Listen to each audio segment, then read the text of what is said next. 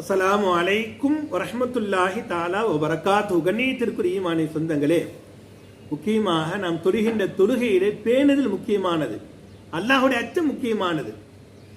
இறைநேசர்களாக இருந்தாலும் சரி, நபிமார்களாக இருந்தாலும் சரி, சஹாபாக்களாக இருந்தாலும் சரி, தாபீன்களாக இருந்தாலும் சரி, தபா தாபீன்களாக இருந்தாலும் சரி, முஹத்திஸீன்களாக இருந்தாலும் சரி, முஃபஸ்ஸிரீன்களாக இருந்தாலும் சரி, ஃபுகஹாக்களாக இருந்தாலும் சரி, எல்லாருடைய தொழுகையிலும் ஒரு அச்சம் இருக்கும், ஒரு பயம் இருக்கும்.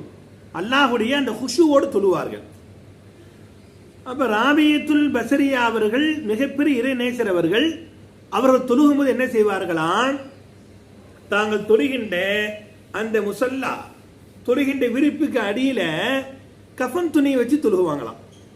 அவங்களுடைய கஃன் துணியை கீழே வச்சு தொழுகுவாங்களாம்.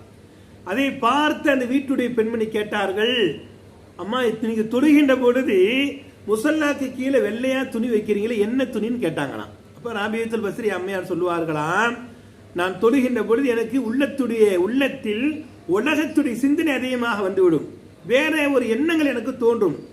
எனவே நான் தக்பீர் கட்டி தொழுகின்ற பொழுது நான் நியத்து வைத்துக் கொள்வேன், யா அல்லாஹ் இந்த தொழுகை எனக்கு கடைசி தொழுகை, இந்த தொழுகை முடித்ததற்கு பிறகு நான் மௌத்தாகி விடுவேன், எனக்கு அல்லாஹ் மௌத்தை கொடுத்து விடுவான், அல்லாஹ் மரணத்தை கொடுத்து விடுவான்.